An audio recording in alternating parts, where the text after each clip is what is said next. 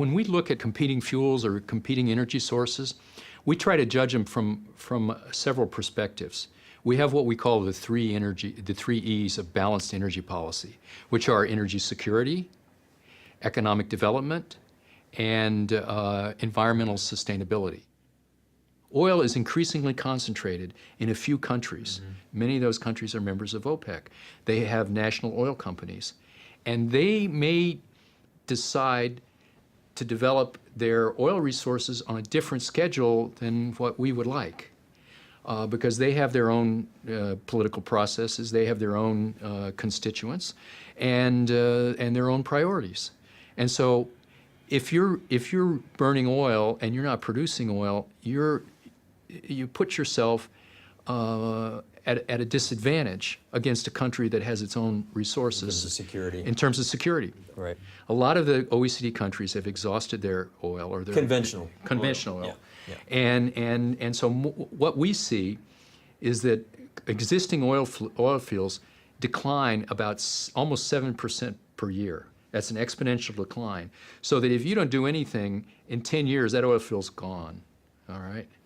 And more of those oil fields in Western developed countries are going. The North Sea is drying up. So we don't believe in peak oil, but for some countries, peak oil is real.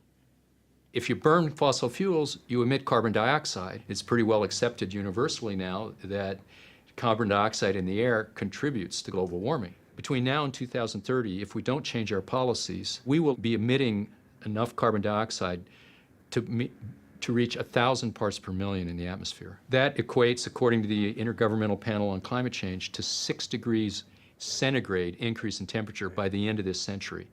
That's 10 degrees Fahrenheit. Yeah. You know, that's basically Miami Beach in Boston. We know how to transport carbon dioxide. We know how to push it underground. The hard thing about CCS is the capture technology. The bottom line is it takes work to separate the carbon dioxide out of the stream. And that work has to be powered somehow. And basically, it comes out of the efficiency of the power plant. And right now, with the existing technologies, a good CCS capture rate decreases the energy coming out of the plant by about 30%. Yeah, that's a big energy. And that's a big burden. And that's why, you know, if you think about coal, if you tack an extra 30% on it, or you reduce the output by 30%, you know, then all of a sudden coal isn't so cost effective.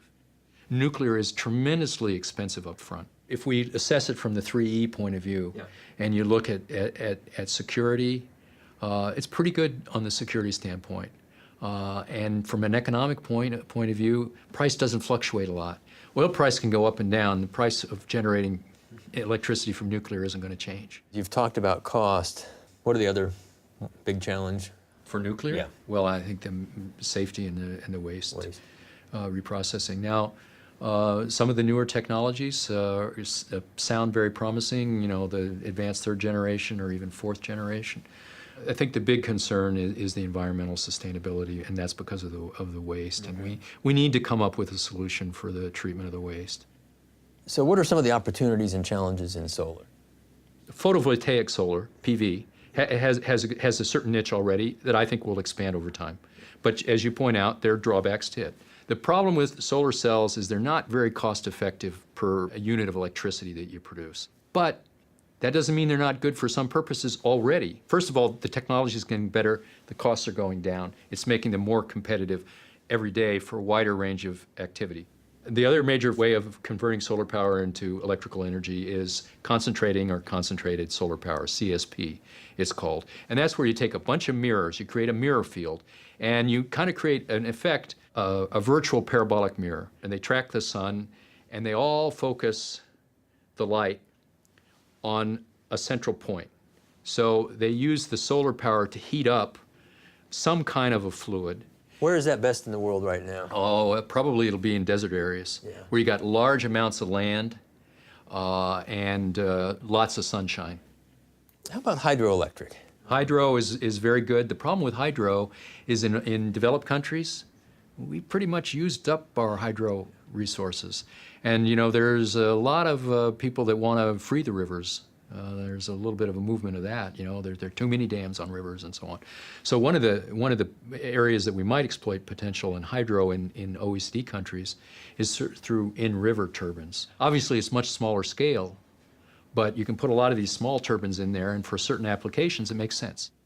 What we're trying to do and what we prescribe are technology-neutral policies, because we don't know where the breakthroughs are going to come. You know, maybe tomorrow we wake up and we find out that somebody has really figured out a way through nanotechnology to make solar cells 4 times as efficient. Yeah. Or something like that. Yeah. You know, The best battery in the world. Right? yeah, or a new design of a turbine blade. I don't want to spend a lot of money to deploy today's technology, because tomorrow's technology may be so much better that I save a lot of money in the deployment. 90% of the cost of introducing a new energy technology is in deployment. So you don't want to rush to commercialize technologies that aren't ready. If we're going to address the needs of hundreds of millions of people in the developing world, if we're going to be able to respond to the security needs and the economic development needs of our own countries, we have to change the way we produce and consume energy. We urge people to look at what's right for them. There's no one magic bullet. There's no one technology you need, because the world is different in different places. In some places, solar is great because the sun shines all the time. In other places, like Paris, I mean, you get rain almost 200 days a year. That's not so great. Some places it's very windy all the time. That's really good for wind. In other places, the wind's too variable, or the winds aren't strong enough. You got to do a real sort of cradle-to-grave analysis. What we always tell people is, first thing you should look at is improving the efficiency with which you use energy. 54% of the reduction in emissions can be achieved through energy efficiency. So over half of that just from efficiency. Over that we half of could the do with reduction in today's emissions we can technology. do with today's technology. We just have to apply it.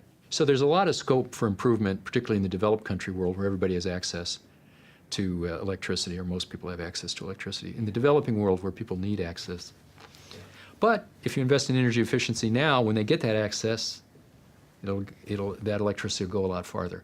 So any way you slice it, energy efficiency is good, and that's what we recommend any government focus on first.